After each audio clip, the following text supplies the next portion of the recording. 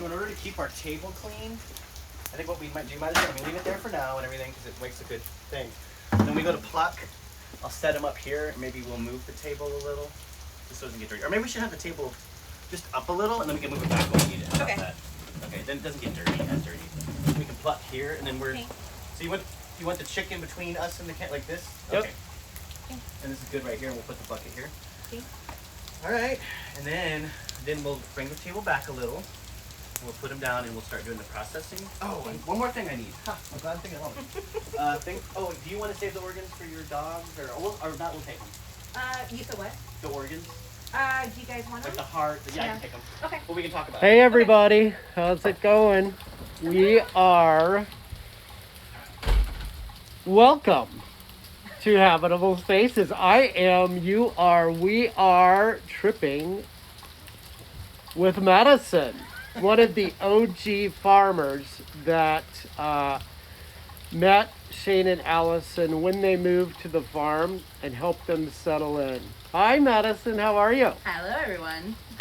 Okay, so today Madison is going to be learning how to cull her own chicken with the help of Shane, with the help and guidance of Shane. We're out here under the grow roof, which is spectacular. We've got things growing right on top of it.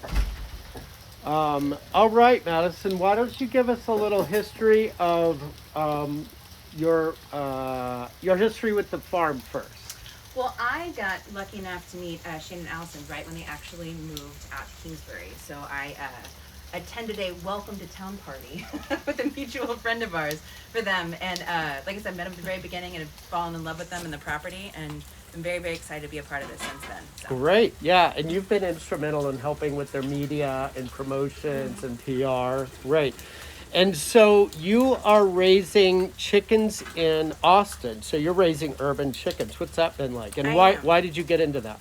So I love chickens more than anything on the planet. They're my absolute favorite pet and favorite animal. So I have chickens. I don't just have, chickens in the backyard. I have chickens that come in and hang out indoors and watch movies with you. And all my chickens are essentially lap chickens, if you will. So I am officially a crazy chicken lady. That's so cool. And so do they give you eggs? Are they there for... Yep. Yeah. Okay. So they make incredible eggs. The eggs that they make are so much different than the eggs that you buy in stores, right? Because eggs should have almost orange yolks. That's when you can tell that an egg has the nutritional content that should, and that's a healthy chicken eating the correct amount of protein and everything around it in its environment. So the eggs that we get from those chickens are far and away beyond the eggs you would buy in the store. Amazing. Okay, and so what's the story behind this bird, and what are we doing today? Okay, so my neighbor's granddaughter named him Medianoche, which means midnight. Midnight. Love that. And so our chickens had a round of babies, and unfortunately we did get a rooster in the bunch. And with multiple roosters, it definitely throws off the symbiosis, if you will, of the community. And so we have let this guy hang out and have a great time with the entire flock. But he's now reached the age where he can be culled so that he can actually nourish the family as well. All right. So, and what is the age the ultimate age for culling a chicken? So 16 to 18 weeks is the ideal age to cull a rooster. So now this is not technically a meat bird, right? So he's part New Hampshire red and silky, right? So he's not a very big guy, but he's still part of our community and he's still going to feed the family. Great. Okay. And this is your first time doing this? This is my first time doing this. So I'm very excited that Shane decided to jump in and help me do that. All right. Thank you, Shane. Okay, Shane. So what are we going to learn today, and what's the process? All right. So right now we're going to go ahead and remove the head, if you will. So get yourself a little piece of rope or twine. So what we do is we do have a killing cone, and lots of people like to put them in the killing cone and bleed them out. Mm-hmm. We haven't found ourselves being the best at that, so we just chop off the heads. But we still use a killing cone to let them bleed out, because it helps them bleed out and it keeps them from running around and all that stuff. So I usually get a rope. This is for two things. We're gonna hang him when we pluck him, but we're also gonna to hold his head while I. So it makes it to where you can do it as a one-person operation. Okay. And so what I do is I usually just make a loop and tie that loop into a knot. So here's my loop. Tie that whole thing into a knot. So you get what it is you get a loop that won't slip on you. So this knot won't change, but this other part, this will be your slip knot, but this won't tighten. So when you want to go to loosen it, it'll be easy to do. So that'll just go like real easily, but this doesn't tighten down on you. This little part, the little loop. So what I do is I go ahead and ring around the rooster. Did you see that? I'm sorry, I wasn't watching, but yeah. So go ahead and put it on him. And I guess I will take him from here. Oh, he is smaller than I thought. It is a lot of feather, huh? Yeah. Well, he's going to be a little small, but that's all right. That's okay. So let's head on over to the butcher block. All right, we're gonna spare you guys the blood and gore, but I want you to see Right. Let's at least look at this what's thing happening real quick. over here.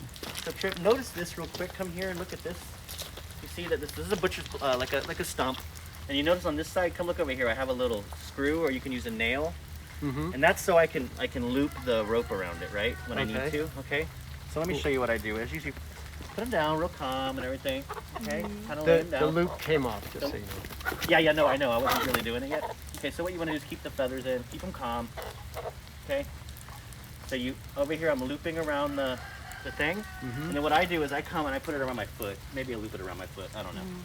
All right, so now I can do this kind of as a one man. So let me show you what I'm gonna do. I'm not gonna do it for you, but you can hold the 2 feet and you pull him out and you do it all in one motion, all right? All right. And 1, 2, 3. Oh, dang it. See, I don't know what should have been one hit, just accident. You want to avoid that. You want to get them in there before that starts happening. There you go. Then the killing cone. And the bird's body stays alive after the head is off, so you have to be aware of that. All right. And how long is the bleeding? How long does the killing cone last? What I do is, it's usually about 1.5 minutes to 3 or something like that. I let it, what I do is, I kind of wait until they stop moving and stuff, and then, Want to move in? and then yeah, and then you can go ahead and dip them. Okay. I'm gonna real quick. I'll be right back. Sorry, guys. All right, so the next step in the process is going to be to dip the bird. You want to come look over here, Trip? I want to show you. Let's talk about this. Okay, so this is the bird dipping station. Right. What is this for? So this is to dip the bird. It doesn't cook the skin or anything. It's the whole idea is that it just loosens the skin to where the feathers come off so much easier. It's almost impossible if you don't do this. Great. I have found 155, 154 is like the primo desired temperature. So right now, if you come look at this, you'll see, so it's at 140, 150, 160 here. So I'm right at where I want to be, about 155. And I got some extra hot water. All right, let's do it. Yeah, so let's go and dip it. We'll go and take this off. And I do have some extra water on hand. It is good to note that sometimes it's good to have a pot of hot water so you can add, because I've got cold here already in the sink. So I can control my temperature when I'm ready to go right now. I did pre-prepare this, but it could be a little off when you are ready to do the deed. Okay. Especially if you're doing a bunch. It'll keep changing on you. So, Okay, so now they are taking the bird out of the killing cone. The blood has been dripped out. You've got the head going on there. And we are now going to come over to the dipping station. all right. To, Oh, yes. I forgot one thing, and I'm glad I forgot it so I can tell you guys. So one thing that you want to do is you want to put just a drop of soap. That's it. And actually, I should have had you look in there when it happened. So what soap does is it breaks the surface tension of the water. Think about a mosquito standing on top of the water with its legs. The reason why it's able to do that is because water naturally has surface tension. The same thing you see when you see water in a beaker and it curves to the edge. Well, this is something we also do in the fire service. If you put a little bit of water in a tiny bit of soap in your water, it'll break the surface tension. So when we're like spraying a log or something, it'll actually penetrate and not just bounce off. Interesting. So same thing here. You don't want the water, because these feathers are designed to have water bounce off of them. So you need it to penetrate. So just the tiniest little dot of soap will do that. That's really cool. Yeah. how long? So if you watch them just kind of flushing, pull out. Just real quick, a couple times, because you don't want to cook the bird, because it is 155 will start to cook the skin. Yeah. Wow. And also the motion that I'm doing, the in and out dipping, is actually making the water go through the feathers a little more than just sitting in there. You actually want to do a kind of a flushing motion. Now, does it matter the breed of bird and the type of feathers that they have, how this would affect it? I haven't found anything determined on breed, but Okay. as far as time of year and molting is very important. Interesting. So it can make it really difficult, and it's especially more with ducks than chickens. Once you do a duck, you're gonna realize how easy chickens are. All right, man. So will you hold that for a minute? So I got a little step stool. All right, so we are now moving over to the table. And we're going to do the demo from the table. Think about where your hands are comfortable plucking, Okay. and that's what I'm gonna base it off. So give me one of his feet, and then I'm using that same slip knot I used for the head. And let's see here. What are we thinking? You're plucking here. It's probably a little. Yeah. You're gonna be mostly working. You know. Okay. Is that a little high for you? It's a little high Maybe for a you, little right? high. Like right there. Right there? Feels good. Okay, Yeah. so here's what I'm gonna do. So you just hold that in. So I'm gonna go ahead and make a knot.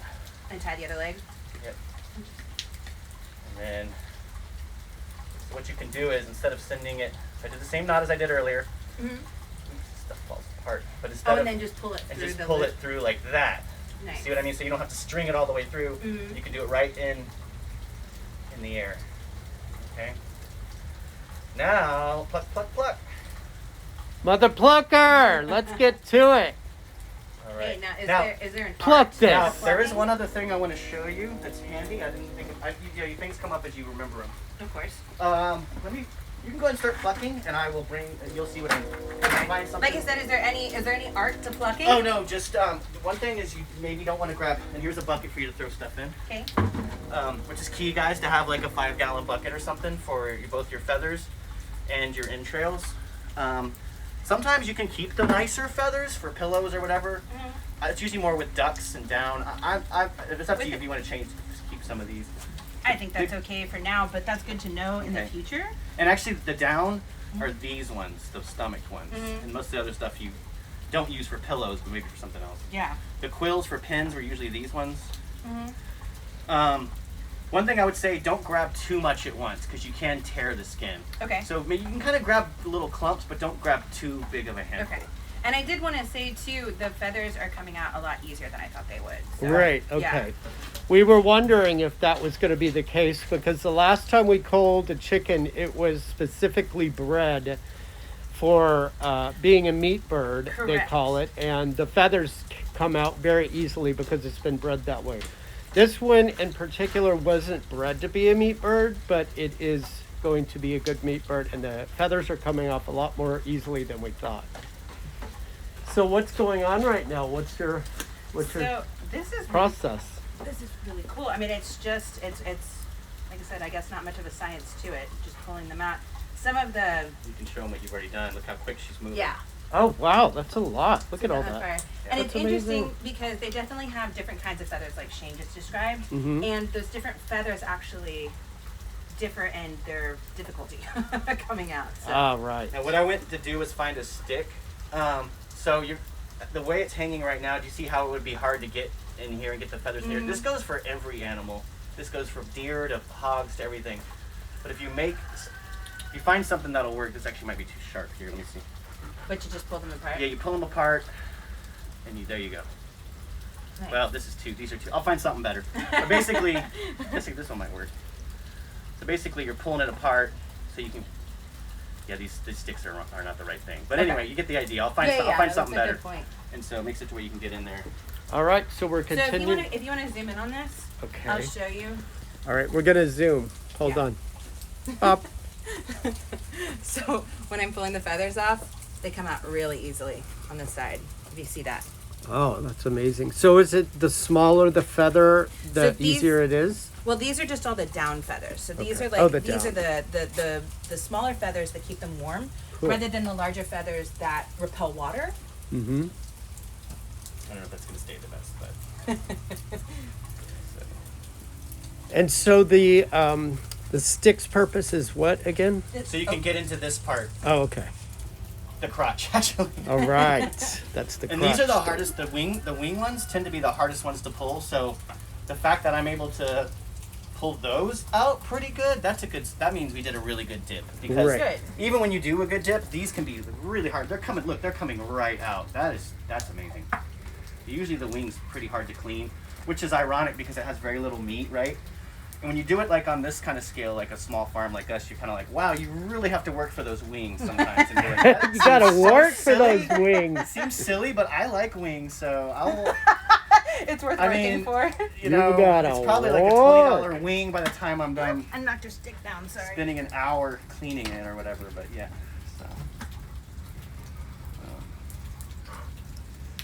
so yes, it is raining a little bit today. That's why we're under the grow roof here. But I think it makes for a good area to do this at.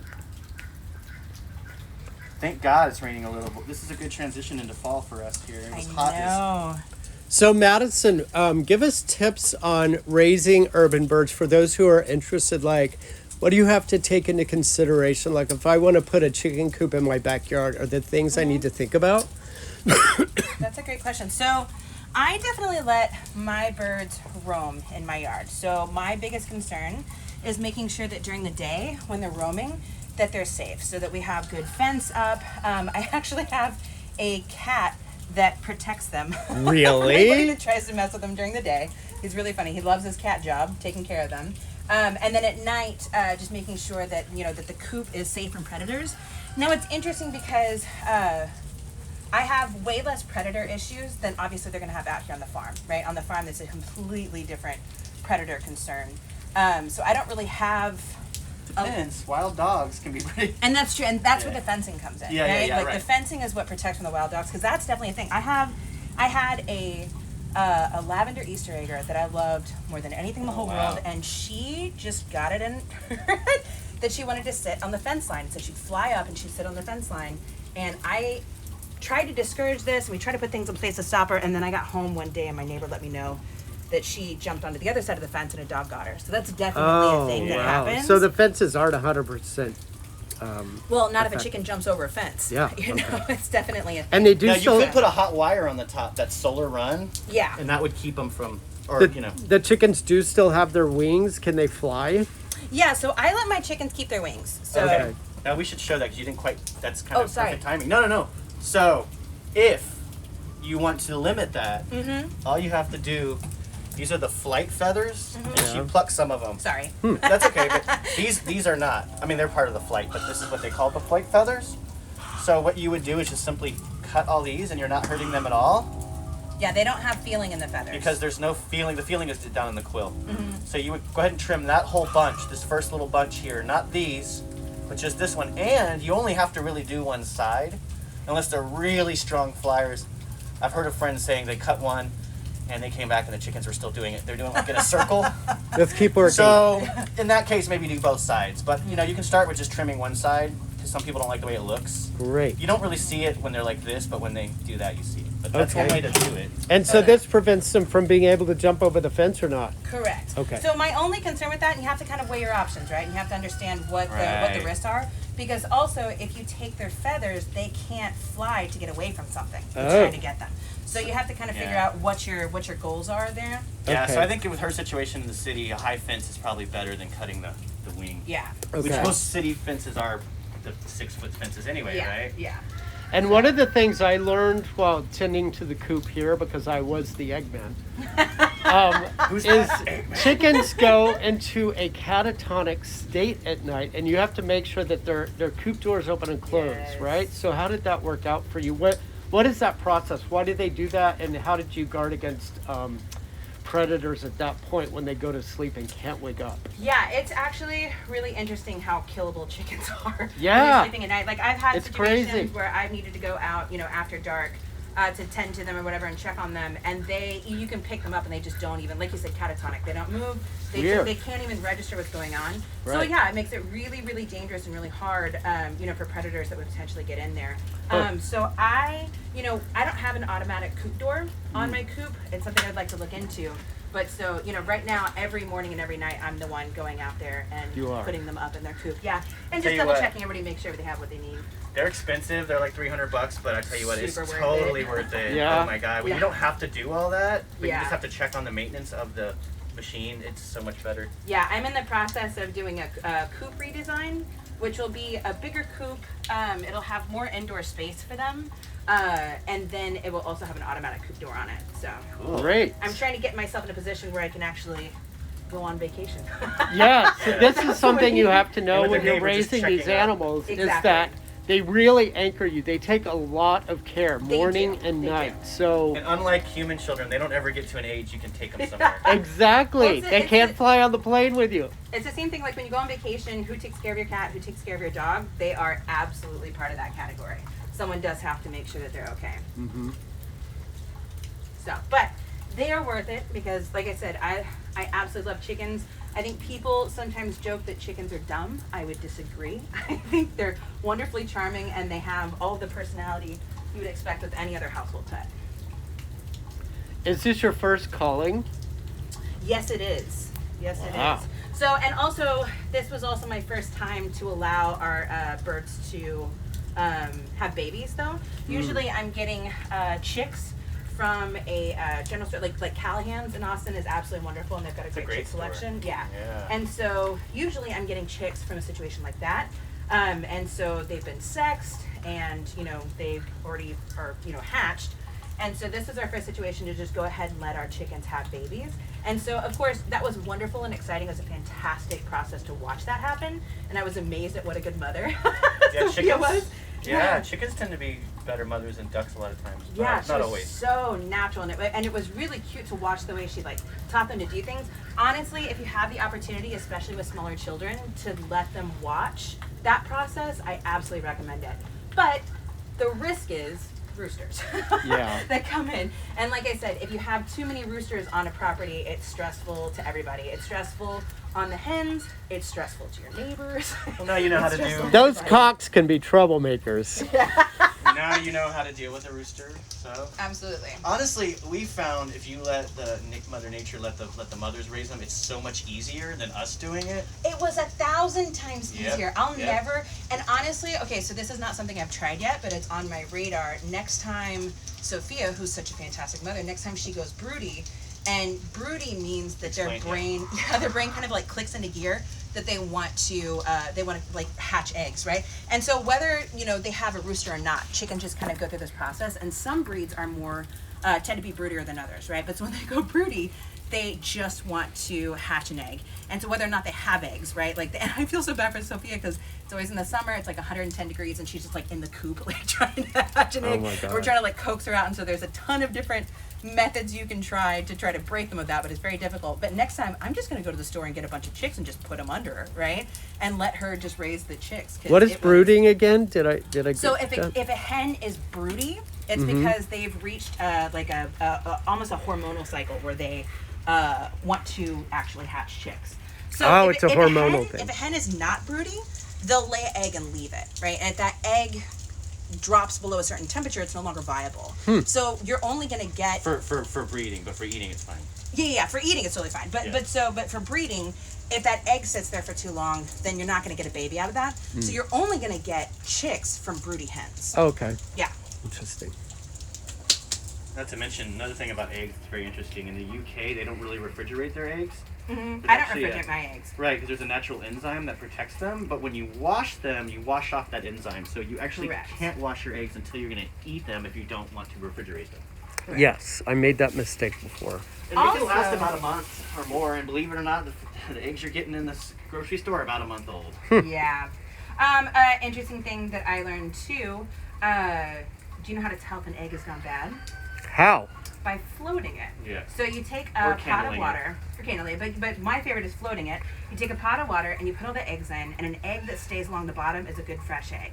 Eggs that float in the middle need to be eaten pretty quickly, and an egg that floats at the top, it's actually out of the water floating at the top, that's a bad egg, get rid of it. That'll make you never want to eat eggs again. It's like food poisoning. Yeah. Never again. Yeah. So I don't refrigerate my eggs. We have just a thing on the counter that as we pull the eggs from the coop, we just put them in the thing, So Trip, I want you to get real close on this Yeah. real quick and look at this. So this rooster wasn't molting, so it had all of its feathers. So it means that they're coming out really well, and you can see what it looks like when they don't come out. But if I'm able to do that with my hand, which that one might need some plaque. Okay, that's a good sign. So if it was molting, those would be really hard, and you'd be here with your tweezers and your pliers, and you'd be like doing each little one, and that's where the time comes in. So that's why it's good to know whether they're, and the molting comes it's a seasonal thing. So since we're at the end of summer and we're going into fall, but it's a little too early for the birds to really sense that, they still have their summer coat. Okay. So that's a good Interesting. thing. Yeah. Interesting. So question, like we've kind of got down the point where like there's kind of like things like this. You do actually need to go through and pull. So all you do want to, these little, like the thing I was just pointing out to you guys, those little things, you do want to pull those out. You will, unfortunately, you'll be eating dinner and you'll, it's a little. And it may not bother you if you're a backyard chicken lady, and it may not bother me if I'm a farmer, but your guests might not like it as much. So. And another thing we learned from the last culling is that you definitely want to make sure not to feed the chicken just before the culling. What is your rule on that, Shane? Yeah, generally, I try to stick to that kind of stuff. Because it gets a lot more messy after you've killed it. You have to go inside and clean it out. And I very specifically went and pulled him from the coop this morning. Oh, good deal. And didn't let him get to the food or water, and then brought him inside. And he got to hang out with the cats and the dogs inside for a while before we headed out here to the farm. Good deal. Last ride. All right, so next step in the process is going to be what? So we're going to start doing the, we're going to wipe this table down a little bit more. We're going to start doing the actual, what's the word I'm looking for? The Butchering? The butchering too, and the field dressing and the, what do you call it? The gutting. Sorry, my hand is just There's like other words on for your it. side. I apologize. We're pretty close. He is pretty small, but He is. he's kind of like a big Cornish hen or something. Well, maybe they're not even this big, right? All right, so next step in the process is going to be the gutting, where they're going to go in and they're going to take all of the innards out. Is that when you take the feet off? Yep. Okay, and that's when the feet come off as well. This little gland has to come off right here. Some people don't do it. I do it because it can... What little gland? This little gland right here. Okay. You cut that off. What is that gland? I think it's... I was going to say... You know what? I don't want to misspeak. But we're gonna cut. But it it's off. a gland that can give the meat a funky taste. Interesting. Let's put it that way. Okay. And then Madison's gonna keep it as a whole chicken, but we can talk about, you would quarter it and keep the back, but we're gonna keep it all whole. Another thing is for the feet. Are you gonna try to cook the feet, or are you gonna give them to my dogs? Give them to your dog. Okay, but I can go ahead and on one foot it just show for people who do want to for cuisine and cooking, and people who do want to cook feet. I will skin one of them, so if you're going to cook the feet for human consumption, if you're giving to your dog, you just give them to your dog. If you're going to cook it for yourself or make some sort of dish, you're going to want to actually skin. There's a tough outer layer of skin, and I'll show you that in a minute. We can get to that. I think we're nearing the end on this, so we need to kind of hustle it up. I didn't know this was time. If it's possible. I just want to point this out. This is really interesting. This on the wing, I don't know if you can see this, but it has like a nail on it. Oh yeah. I had no idea that was even there. Yeah, that's like a. It's like the thumb almost. Mm-hmm. They're dinosaur. And that's a thumbs. dinosaur. You can't get that out. That's super dinosaur. All right. It's these birds are like dinosaurs. When you look at their feet, you realize they've probably been on this planet for a very long time. All right, so let's go ahead and you go ahead and get the last little bit. I'm gonna wipe down a little. We have a little. All right, so we're about to start the next step in the process, which will be the gutting and feeding the feet to the dogs. All right. Good thing that didn't get. Okay.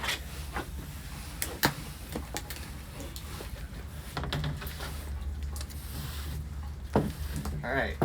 Now. Okay. So. Where did you rinse your hands? Right here. Oh. Okay, so now let's get our station set up. So here's what I do. I go ahead and rinse the bird. There's still some more plucking to do, but we're gonna move on. Yeah. I do thoroughly try to get rid of everything. Okay. But we're gonna go ahead and, so what I do, and he's got hairy feet because he's an interesting breed, but you don't have to worry about that because, well, actually, I guess if you were gonna cook him, you would. You would. Do you pluck the feet as well? Yeah. But so we're gonna give him a little rinse poo. All right, and rigor mortis is already setting in. That's interesting. That was Yeah. fast. Yep. So. Okay, so now What is rigor mortis? it is what it actually is. I'm forgetting what it actually is, but it's basically where the breaking down of the Of the muscle of the tissues muscle and- tissue actually kind of for the first couple hours or for a little bit of a while it freezes. It makes the meat like tough and it won't bend. And yeah. also- it's used in homicides and stuff a lot. I mean, for humans, just to know how long the body's been dead. Wow, he's got long legs. Also, I don't know this for a fact, but I heard that if you don't drain the blood coagulates inside the bird, and it causes issues for actually. Oh, okay. But I Good. think like same reason why you want to hurry with the rigor mortis too. All right, so I'm gonna go ahead and start taking with the feet off. This is so easy to do. Watch. So Okay. you find the joint, right? So it's right there. Cut it. Okay. You don't have to even cut bone Interesting. because you go right between. Yeah. Okay. Okay. And if I were to keep this, I would start peeling all that off. Okay. Yeah. But we're not going to do that today. But you know, that's it's there if you need it. If you want to cook some chicken feet, you're going to want to take all that tough skin off. This guy's kind of got soft. You may not have to. He might not even have to be. But That's interesting. okay, so now here's what I do. And Trip, you might want to be. I might have to kind of work backwards because you're going to want to see right where I'm at. Okay, hold on. All right, and we're doing a bird zoom. Here Okay, we go. So a couple things. I love kitchen scissors, Okay. and I do have some knives here, and I also have a little catch for the organs for my dogs, Okay. or if you want to make some pate with the liver and heart. Yeah. So here's what I do to get started. I'm gonna come around. Find the yeah. I'm gonna kind of work backwards. This might be a little tricky, but so what I want to make a slit, but what I hate is like when you cut this and then like all of a sudden your chicken's wearing a short t-shirt and the midriff showing. So what I do is I purposely pull a little extra up Okay. and then make an incision. Okay. Okay, here's what I just cut right there. And then what you can do is, it's gonna be interesting upside down and backwards. So I made a little hole, and from there, Do you want to just us to just stand behind you with the camera so well, you can see it? maybe. Okay. Here, why don't you come But around the this problem side is of I'll the be in table. Trip's way, so we'll just Okay. work like this. Okay, so you definitely want to get Can we like get your hat off? yeah. Do you want me to make, I'll do you turn want me to make a backwards. cut from Yeah, this side? perfect. So okay, so There we go. Here we go. So you what I'm doing is the organs are in there, right? But underneath the breastbone here, there's no chance of hitting organs. So what I'm trying to do is get through that. Maybe I need a knife to start. All right. Okay. Okay. Now that I've made once you've made a hole, hard to see. Do you want me to get it from the side? Oh, damn it. I think it stopped because of our bad connection. Uh-oh. Yeah, we need to get Stop. through these really fast because we Okay. have problems. The longer it goes, the more. Do you need to exit I had this one no and idea. start a new one? Let's just see if we can. Sometimes it'll pick back up. Okay. Just go ahead. Oh, Keep I thought I going. was waiting Yeah, for you. no. Okay. So see, I've now Okay. made a hole. Yeah. Okay. So here's what I'm gonna have you do, so you can learn this. Okay. Okay, so I like the kitchen scissors, and here's why. You want to take the scissors or a knife and cut down this way and that way, and this is the butthole, and you want to cut around it. So then when you go to pull it out, everything is loose. Okay, Okay. so either knife or scissors, however you want to do. Do you want to get? So go ahead and cut. So here's what I would. Let me show you. I'll do one side. I'll let you do Okay. the other. So look, here's what I would do. Get in there. Okay. See what I'm doing? And there's a bone here, so it's kind of easy to follow that. But you want to kind of push towards the bone, away from the Okay. anus. Okay, so I've got that side going. And now, if you come down the other, now let's see, did I get through? Sometimes you get through and you don't get quite through the membrane, and that's what I did. So you can see that there. See how I'm not quite, okay, so go ahead and take that knife, and go ahead and, don't go down, go up. Go up. Yeah, because you don't want to puncture the, there you go. Go up here? Just puncture, there you go. Now you punctured, you can use the scissors. Okay. Go ahead and cut. I'm trying to find one. Yeah, he's small. Well, It's I just kinda hard. made. Oh, there I made one with my fingers actually there. So, no, I didn't. Okay, so go ahead and let's get through that membrane. There you go. Just cut it with the scissors right there. That's it. There you There go. we Now go. you see that we're in there. Okay, Okay. so now we're actually in there. Okay. Okay, now go ahead and cut all that. So I'm gonna hold this here for you. Try to pull it out a little. Yep. All right. I think we're going to finish up this portion of the culling. Next up in the process is going to be washing the bird off. Going to be wrapping it and putting it in the refrigerator for 24 hours. And then after that, Madison is going to eat her bird. Madison, what are you going to make? I haven't tried it yet, but my husband has a fantastic smoker.